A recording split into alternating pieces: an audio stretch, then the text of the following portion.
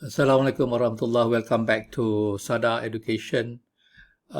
We are examining an important topic in Islamic banking and finance, which is the charging of profit based on deferred payment. So our classical ulama have provided the dalil or the evidences with regards to the permissibility of charging higher prices when settlement is made over time. So credit price can be charged higher than cash price. But then we are not able to discover what are the justification for such charges. Why is it that credit price can be made higher than cash price? So we can borrow from conventional finance that the reason can be related to abstinence or to time preference and abstinence and so on, but that would not be suitable because that would somehow make it difficult for us to understand and appreciate the Islamic tradition of sale and trading, because the conventional time value of money is based on a loan contract, whereas for the Islamic perspective, we are referring to a sale contract, and therefore we need to somehow understand well what's going on.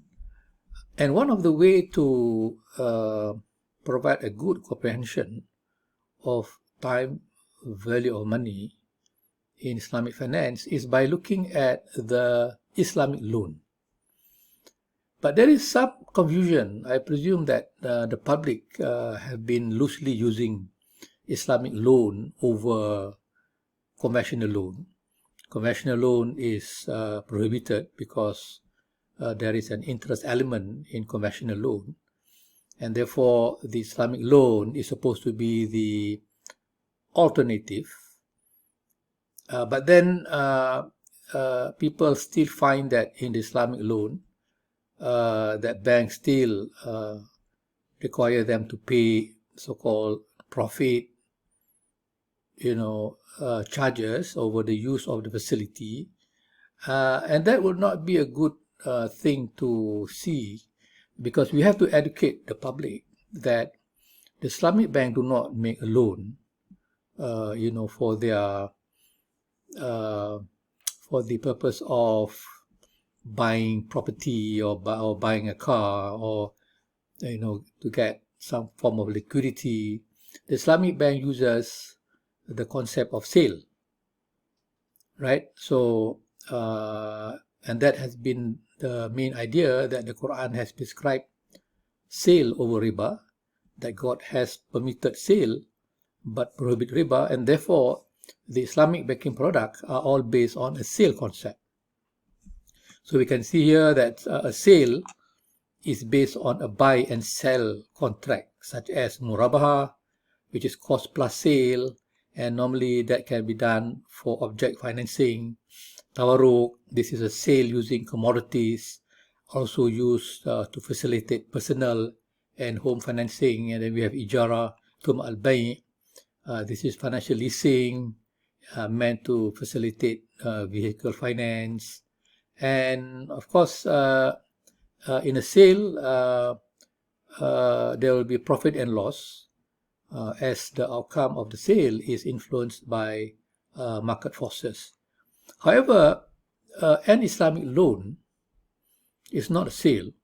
It is a lending and borrowing contract.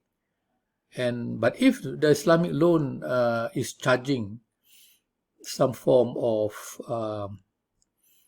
increment over the principal loan, then the Islamic loan will be implicated with riba, and therefore that Islamic loan cannot be applied in Islamic banking.